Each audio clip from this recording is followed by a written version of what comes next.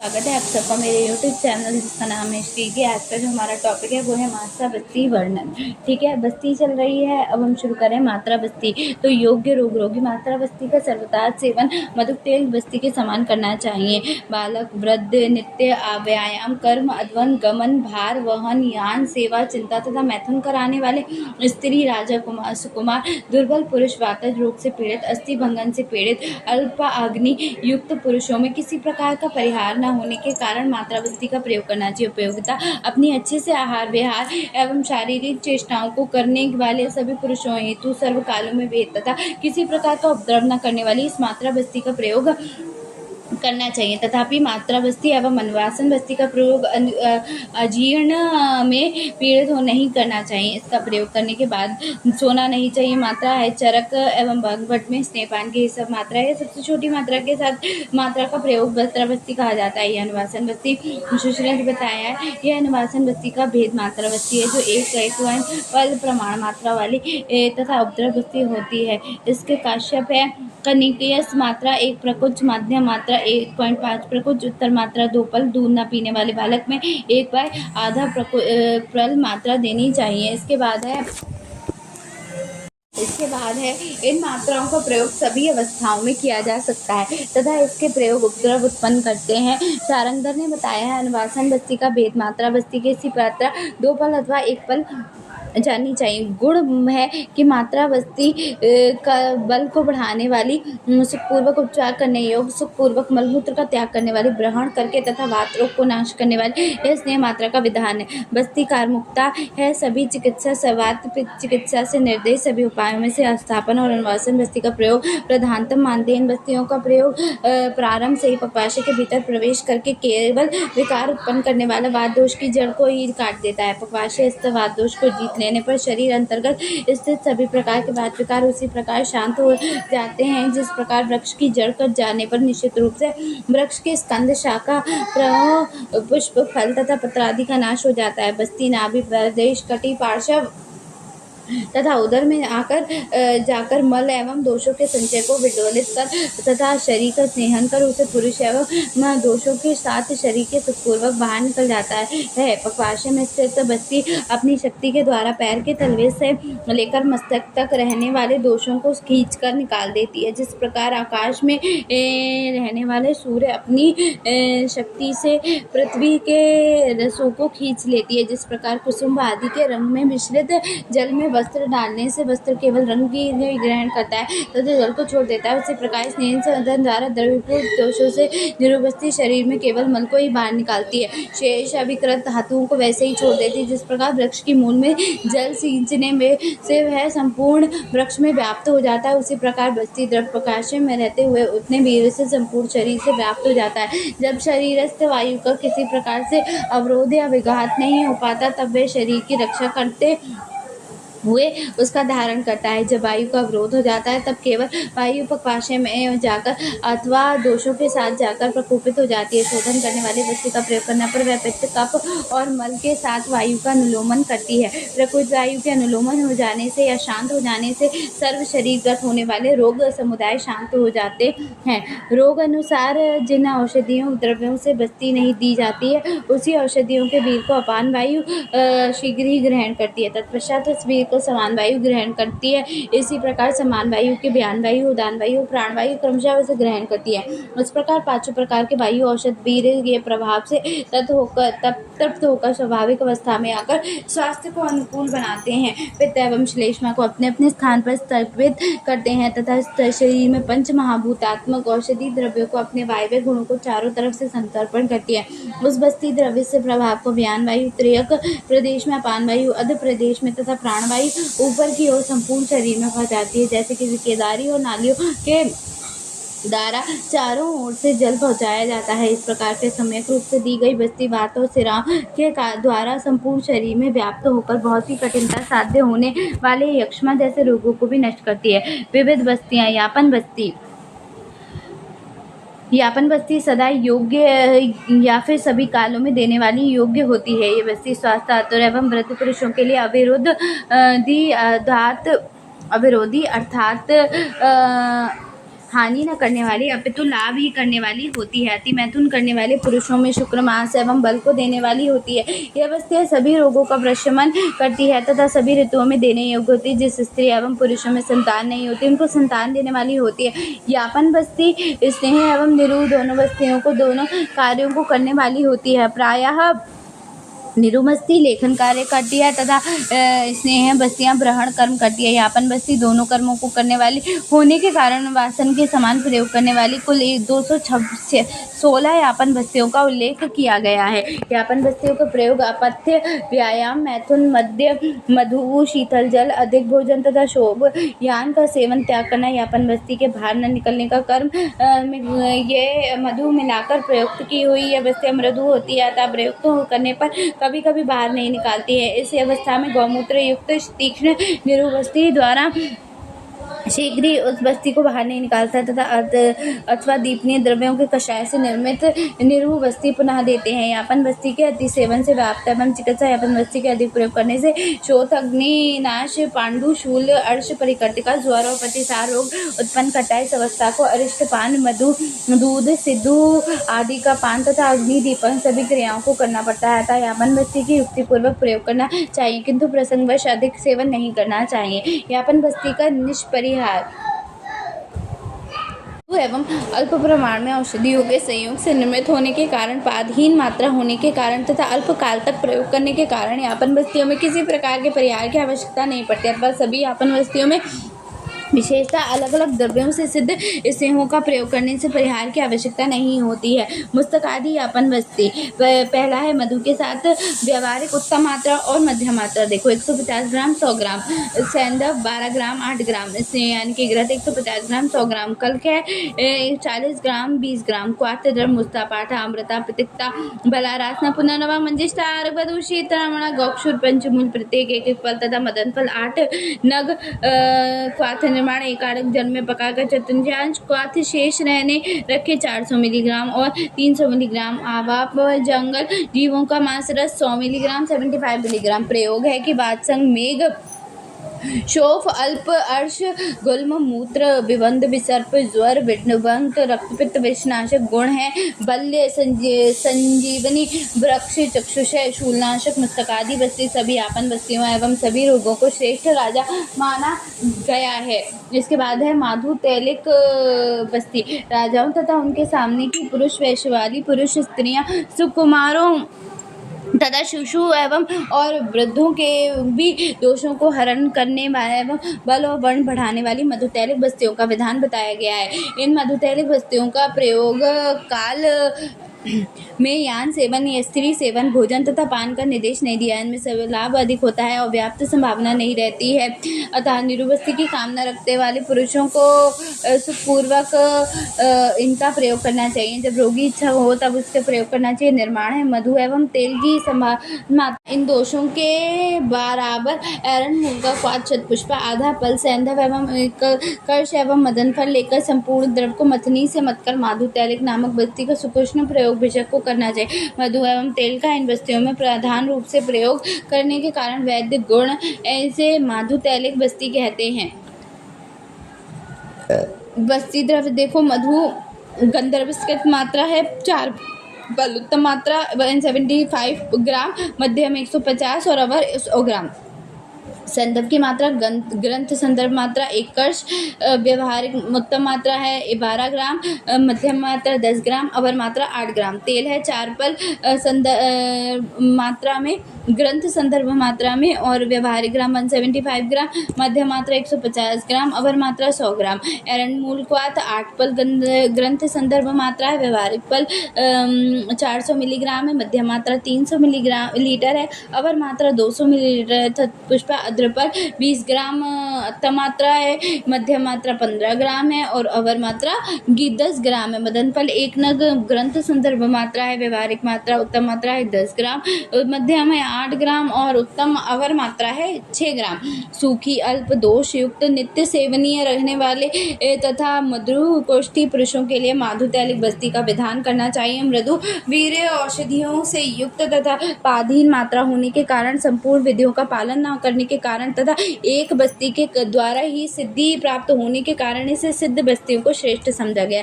प्रयोग एवं गुण। यह बस्ती मेदो रोग, गुल्म, कृमि रोग, प्लीहा रोग एवं उदावर्त का नाश करता है। यह बल को बढ़ाने वाला, वृक्ष ब्रहण कारक तथा अग्नि को दीप्त करने वाला होता है। चरक एवं वर्णित मातृ तेल बस्तियां। वृक्ष मूत्रकर्ष एवं वित्तहार बस्ती में एक एक प्रस्थ मधुघृत दोनों के बराबर उष्णोदक शतपुष्प अर्धपल सैंधव अर्धकर्ष से निर्मित बस्ती। वृक्षतम मूत्रकर्ष पित्त व्याधि हरव एवं रसायन बस्ती। ताजा घृत तिल तेल वसा मज्जा प्रत्येक एक एक प्रस्थ तथा सभी के बराबर उष्णोदक पुष्प कल्क आधा पल सैंधव आधा कर्ष के निर्मित बस्ती। दीपन ब्रहण बलकार निद्रा उपद्रव वृक्षतम रसायतन दो दो प्रस्थ मधु तिल तेल उष्णोदक चार प्रस्थ शतपुष्प अर्ध तेल सैंधव आधा अक्ष से निर्मित करना चाहिए। यक्त रथ बस्ती कल्पना जुड़े हुए रथ तथा हाथी एवं घोड़े की सवारी पर इसी बस्ती के प्रयोग का निषेध नहीं है, इसीलिए इसे युक्त रथ बस्ती कहा जाता है। बचा मुलेठी संदर्भ पीपली तथा मदन फल इनका क्वाथ बनाकर इसमें तेल तथा मांस रस मिलाकर बनाई गई बस्ती युक्त रथ बस्ती कहलाती है। सिद्ध बस्ती। यह बस्ती शरीर में बल एवं बल की वृद्धि तथा सैकड़ों व्याधियों में सिद्ध प्रदान करने वाला यह सिद्ध बस्ती कहलाती है। सिद्ध बस्ती का प्रयोग सभी प्राणियों के संदर्भ में करता है, क्योंकि वह व्याप्त रहित होता है, बहुत ही काम कर लाभ करता है, शरीर को बल प्रदान करता है और वह बहुत ही लाभ करता है, शरीर को बल प्रदान करता है, पुष्टिकर होता है तथा सभी प्रकार के सुखों को देने वाला होता है। पंचमूली कषाय के तेल पीपली मधु शाकाहा और सैंधव मिलाकर निर्माण करने पर यव मुलेठी मिलाकर बनाई गई बस्ती सिद्ध बस्ती कहलाती है। इसके बाद इसके गुण हैं। दीपनीय लेखनीय प्रयोजांग है। जंगहा उरा ऊर्ध्व प्रदेश पाक त्रक पृष्ठमूलक नाशक कफा व्रत वात तथा अन्य कारणों में अवरोध वात का अनुलोमन कारक, मल मूत्र वात के अवरोध का शमन, शूल युक्त आत्मान यश्मरी शक्रा का शमन तथा अनाह अर्श ग्रहणी दोष का नाश करती है।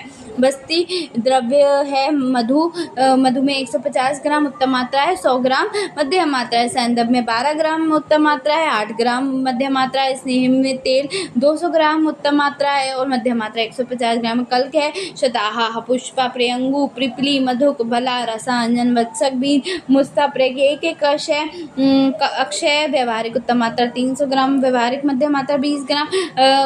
क्वाथ अरण मूल 3 पल, पलाश 1 पल, लघु पंचमूल रासना अश्वगंधा अतिबला गुडुचि पुनर्नवा आरबद्ध देवदारू सभी अच्छी अच्छी प्रकार पल, मदन फल 8 नग लेकर 2 आड़क जल में अष्टामी शेष क्वाथ का निर्माण करते हैं। 450 मिलीलीटर उत्तम मात्रा है और मध्यम मात्रा 350 मिलीलीटर है। अब आप गौमूत्र 100 मिलीलीटर और 75 मिलीलीटर मध्यम मात्रा है। इसके बाद अगर देखो तो माक्षिक जो पिच्छा बस्ती है, पिच्छा बस्ती आ गई। इसके बाद प्रथम पिच्छा बस्ती है। प्रयोग है प्रवाही का गुदभ्रंश रक्तभ्रंश स्वर का शमन करता है। इसमें जो मात्रा दोगे मधु उत्तम मात्रा 100 ग्राम और मध्यम 75, सैंधव में 8 ग्राम फिर 5 ग्राम, तेल 100 ग्राम 75 ग्राम, कल्प में मोच रस मंजिष्ठा रक्तचंदन उत्पल वत्सक बीज प्रियंगु पद्म केसर प्रत्येक संभाग 30 ग्राम और 20 ग्राम। क्वाथ है वसा कुशकाश के मूल शालमली उत्पल वत्सक बीज पुष्प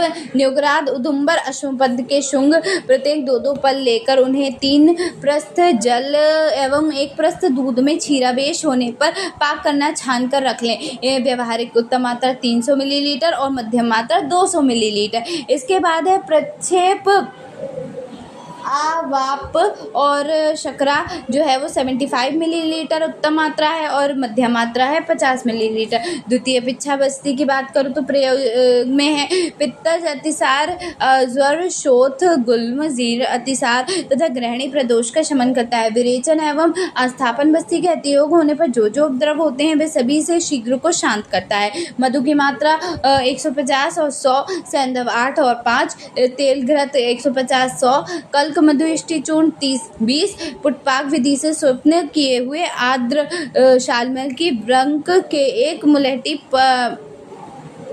प्रमाण कल्क को 1 प्रस्थ दूध में पाक करके छान कर रख ले 300 और 200 मिलीलीटर। बस्ती द्रव्य बाहर ना आ जाए पर रोगी को स्नान कराकर दूध अथवा जांगम पशु पक्षियों के मांस रस के साथ शाली चावल आदि हितकर भोजन का सेवन कराए।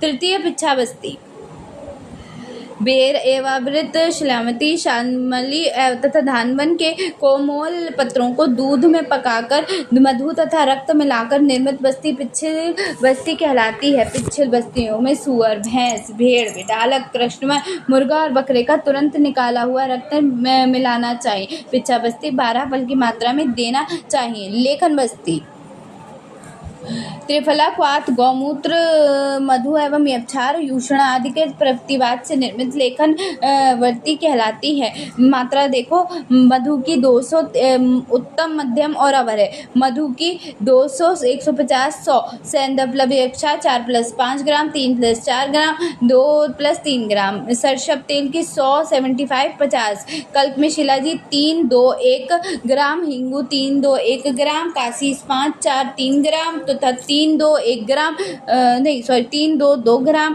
कुल प्रभृतिवाद 15, 10, 7 ग्राम। क्वाथ त्रिफला क्वाथ 400 मिलीलीटर, 300 मिलीलीटर, 200 मिलीलीटर। गौमूत्र 150 मिलीलीटर, 100 मिलीलीटर, 75 मिलीलीटर। क्षार बस्ती सैंधव एवं सैंधव 1 कलश, सताह 1 कलश, गौमूत्र 8 पल, इमली 2 पल तथा गुण 2 पल। इन सबको एकत्र करके समरूप के यत्न पूर्वक घोलकर वस्तु को छान कर सुकोष्ण करके बुद्धिमान वैद्य बस्ती हेतु इसका प्रयोग करें। इस बस्ती के प्रयोग से उदरशूल, मल विबंध, अनाहत, दारुण मूत्रकृच, कृमि रोग, उदावरता तथा गुल्म आदि रोग शीघ्र ही नष्ट हो जाते हैं। इमली ग्रंथ संदर्भ मात्रा से शुरू करते हैं और वही उत्तम, मध्यम और अवर। तो 2 पल 100 ग्राम, 75 ग्राम और 50 ग्राम। सैंधव 1 कश 12, 10, 8 ग्राम। शताहा 1 कश 12, 10, 8 ग्राम। गुड़ 2 पल 100, 75, 50 ग्राम। गौमूत्र 8 पल 400 ग्राम, 400, 300, 200 ग्राम। तेल किंचित मात्रा 10। इसमें ग्रंथ संदर्भ मात्रा नहीं दे रखी है, लेकिन उत्तम, मध्यम और अवर दे रखी है। तो 10, 8 और 6 मिलीग्राम। ठीक है। वैतरण बस्ती इमली 1 पल, गुड़ एवं शुक्ति सैंधव 1 कलश तथा गौमूत्र एवं कुंडब को थोड़ा सा तेल नहीं है, तेल में मिलाकर बस्ती हेतु प्रयोग करें। इसमें शूल, अनाहत तथा आमवात का नाश होता है। और वैतरण बस्ती एवं क्षार बस्ती का प्रयोग भोजन के बाद करना चाहिए। इमली 1 पल 500, वही है ग्रंथ संदर्भ मात्रा है। उसके बाद है उत्तम, मध्यम और अवर। तो इमली में 1 पल मात्रा हो गई और 500, 400, 300 ग्राम मात्रा हो गई। सैंधव में 1 कलश हो गया, 12, 10, 8 ग्राम। गुड़ में 1 शुक्ति हो गया, 25 ग्राम, 20 और 15 ग्राम। गौमूत्र 1 कुंडब 200 मिलीलीटर, 200, 150, 100। तेल सरसब तेल किंचित मात्रा 100 मिलीलीटर। इसमें ग्रंथ संदर्भ मात्रा नहीं दी है। उत्तम, मध्यम और अवर मात्रा दे रखी है 10, 8 और 6। अर्धमात्रिका बस्ती इसमें देखो क्या है। दशमूल के क्वाथ से शताह चूर्ण 1 कलश, सैंधव कलश, मधु 2 पल, तेल 2 पल तथा 1 नग भदन फल का चूर्ण मिलाकर बस्ती बनाकर नेहरू बस्ती के समान प्रयोग करना चाहिए। ये अर्धमत बस्ती कहलाती है। इसके प्रयोग से स्नेहन, स्वेदन तथा परिहर विषयों का निषेध है। यह आत्रेय मुनि द्वारा बताया गया है। ये सभी रोगी को दूर करने वाला और विशेषकर यक्ष्मा, शूल तथा कृमि रोगों को नाश करता है। शुक्र को बढ़ाता है तथा वात का नाश करता है। बल एवं बड़ को बढ़ाने वाले वृक्ष तथा उत्तम पुंसव कारक होता है। मधु से में ग्रंथ संदर्भ मात्रा उत्तम, मध्यम और अवर। मधु 2 पल 100 ग्राम, 75 ग्राम, 50। सैंधव 1 कलश 12, 10, 6 ग्राम। तेल 2 पल। इसके बाद देखो तेल जो है वो 2 पल 100 ग्राम, 100, 75, 50। उसके बाद है कल्क शताहा 1 कलश 12, 10, 6। मदन फल का चूर्ण 1, 10, 8, 6। क्वाथ दशमूल क्वाथ 8 पल 400, 300, 200। टॉपिक जो है वो है क्रिमहर बस्ती, षष्ठ प्रसार्तिक बस्ती। तेल में 1 प्रस्थ मात्रा और मात्रा 100 मिलीलीटर। कल्प विडंग पीपली में यथा आवश्यक 10 ग्राम मात्रा। विडंग त्रिफला शिग्रू मदनफल मुस्ता आकुपर्णिका क्वाथ 5 प्रस्थ 500 मिली। पंचप्रस्कर का बस्ती, पंचप्रस्थ बस्ती जो होती है वो वादगन बल्बकर्त होती है। मधु तेल घृत 1 प्रस्थ, दूध में 2 प्रस्थ। पंचतिक्त पंचकृत बस्ती में अभिष्यंद कुष्ठत पटोल निम्ब भुने श्रासना सप्तपर्ण त्वचा का क्वाथ और 4 प्रस्थ घृत का 1 प्रस्थ। इसके बाद है पंच प्रस्थ का मूत्र क्रच अनाहनाशक श्वेदश क्वाथ अश्व भेद क्वाथ एरंड क्वाथ तेल सुराय आसव 1 प्रस्थ मुलेठी रेणुका पीपली सीता कल्क। क्षीर बस्ती है जिस बस्ती में क्षीरपाक विधि से निर्माण किए हुए कषाय का प्रयोग किया जाता है अथवा जिस बस्ती में आवाप के रूप में क्षीर का प्रयोग किया जाता है उस बस्ती को क्षीर बस्ती की संज्ञा दी जाती है। क्षीर बस्ती सामान्य रूप से ग्रहण एवं शोधन दोनों कार्यों को करता है। क्षीर बस्ती का प्रयोग सभी प्रकार के पित्तज रोगों में, निर्जलीकरण की अवस्था में, अम्ल पित्त, आमाशय व्रण, आंतरिक व्रण, ग्रहणी प्रदोष, अनिद्रा, भ्रम, आरति और हृदय रोग आदि विकारों में किया जाता है। माक्षिक में 100 और उत्तम और मध्यम मात्रा है। वैसे मधुमेह 100-50 ग्राम, सैंधव 6 और 4 ग्राम, घृत 100 और 50 ग्राम, कलक मधुयष्टि चूर्ण 20 और 10 ग्राम, क्वाथ शतावरी 20, ब्रह्माणी चूर्ण 10 ग्राम तथा पीपली चूर्ण 5 ग्राम लेकर उन्हें 300 मिलीलीटर जल में एवं 300 मिलीलीटर दूध में क्षीर विशेष होने पर पाक करके छान कर रख लें। तो 300 मिलीलीटर और 200 मिलीलीटर तिक्त क्षीरी बस्ती। मधु की मात्रा 100 और 75 ग्राम, सैंधव 8 और 6 ग्राम, महातिक्त घृत 100 और 75 ग्राम, कल्क यवनादि चूर्ण 20 और 10 ग्राम, तिक्तादि द्रव्य यथा पटोल निम्ब भूनम रसना आदि संतर्पण का 4 प्रस्थ एवं 4 प्रस्थ दूध में क्षीर विशेष होने तक छान रख लें। 400 और 300 मिलीलीटर। दोषानुवासन बस्ती निर्माण।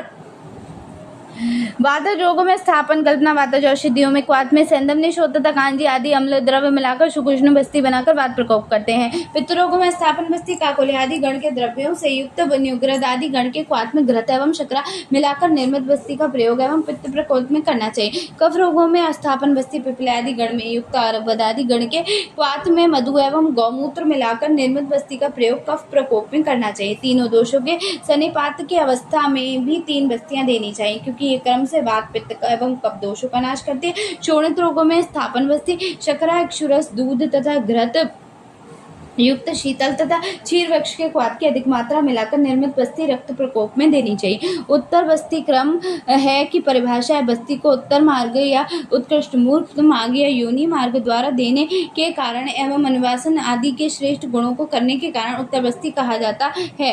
इसके बाद इसे निरूह बस्ती के उत्तर में देने के अथवा उत्तर मार्ग से देने के कारण उत्तर बस्ती कहा जाता है। उत्तर बस्ती के भेद अनुवासन बस्ती के समान तथा स्नेह बस्ती का भेद होता है। उत्तर बस्ती भी स्नाहन हेतु अनुवासन के समान प्रयुक्त होती है तथा कुछ विद्वानों के मत के शोधन हेतु निरूह समान दी जाती है। द्रव्य भेद से स्नेहन निरूह बस्ती, स्थापन भेद से स्थान भेद से मूत्रागत अपमात्र बस्ती। उत्तर बस्ती यंत्र बस्ती पुटक है, बस्ती नेत्र है। उत्तर बस्ती का पुत्र का पुटक है कि उत्तर बस्ती के औरंभ सुअर अथवा बकरे की बस्ती का प्रयोग श्रेष्ठ होता है। इसके अभाव में पक्षियों के गल चर्म का प्रयोग करना चाहिए। इसके अभाव में मशक का चतुर्थांश भाग या मृदु चर्म का प्रयोग करना चाहिए। बस्ती नेत्र प्रयोजों में प्रयोज्य उत्तर बस्ती नेत्र स्वर्ण या रजत धातु से निर्मित मालती पुष्प या करवीर के पुष्प वृंत के समान अग्रभाग वाला आकृति गाय के पूंछ के समान उत्तर चढ़ाव युक्त होता है। नेत्र के भीतरी तथा अग्रभाग में सर्षप सिद्धार्थक निकालने योग्य छिद्र होना चाहिए। मूल एवं मध्य में 2 कर्णिकाओं से युक्त होता है। नेत्र प्रमाण बाहर चरक और चतुरंग लंबा होता है। पुरुषों के पुष्प नेत्र में कर्णिका मध्यम भाग में होती है। स्त्रियों हेतु उत्तर बस्ती प्रयोग 10 अंगुल प्रमाण की लंबाई मूत्र स्रोतस का जितना परिणाम हो उसी के अनुसार पुष्प नेत्रों अथवा कनिष्ठा उंगली जितनी मोटी है उतना मोटी बस्ती नेत्र बनना चाहिए। नेत्र का क्षेत्र इतना मोटा हो जिससे कि मूंग निकल जाए। पुष्प नेत्र की कर्णिका 4 अंगुल कर होनी चाहिए। 3 कर्णिकाओं के युक्त होनी चाहिए। कुछ अन्य विद्वानों नेत्र का मोटाई का प्रमाण नेत्र के तुल्य योनि मार्ग एवं मूत्र मार्ग में उत्तर बस्ती नेत्र प्रवेश विधान। पुष्प नेत्र स्त्रियों के अपवन मार्ग में 4 अंगुल प्रवेश। पुष्प नेत्र स्त्रियों में मूत्र मार्ग में 2 अंगुल प्रवेश। बाला में केवल मूत्र मार्ग में 10 वर्ष से कम 1 अंगुल प्रवेश। उत्तर मस्तिष्क के योग्य और अयोग्य योगी स्त्रियों के बस्ती विकारों में योनि भ्रंश से उत्पन्न विकारों से तीव्र योनिशूल योनि व्याप्त तथा एक्सक्रेटरी रोग होता था। ऐसी अवस्था में यदि मूत्र सर्वथा रुक जाए तो अथवा बूंद बूंद करके मूत्र स्राव हो तो दोषानुसार औषधियों से सिद्ध स्नेह से उत्तर बस्ती देने, जिसके अतिरिक्त पुरुष के श्रोव विकार तथा मूत्र दोष को देना चाहिए। सुश्रुत ने कहा है कि प्रमेह के अतिरिक्त शुक्र एवं दुष्ट शोणित पुष्पद पुष्पनाश रज कष्ट मूत्राघात मूत्र दोष प्रवाट योनि व्याधि अपरांग शुक्रोग सेक शकरा अश्मरी बस्ती भक्षण मेहन शूल तथा अन्य घोर बस्ती रोग। ठीक है, अगला टॉपिक होगा उत्तर बस्ती की विधि। ठीक है, ये मैं आपको अगली वीडियो में कराऊंगी, क्योंकि अभी मैं बहुत करा चुकी हूँ, इतना शायद ही नहीं कराना चाहिए था मुझे, पर मैं भूल गई और मेरी गलती है, सॉरी। बट क्या करें, अब कराना तो था ही, हो गया तो अच्छा है। थोड़ी सी जो पिछली आगे वाली वीडियो होगी वो थोड़ी शॉर्ट हो जाएगी और कुछ नहीं होगा। ठीक है, तो अभी के लिए इतना काफ़ी है।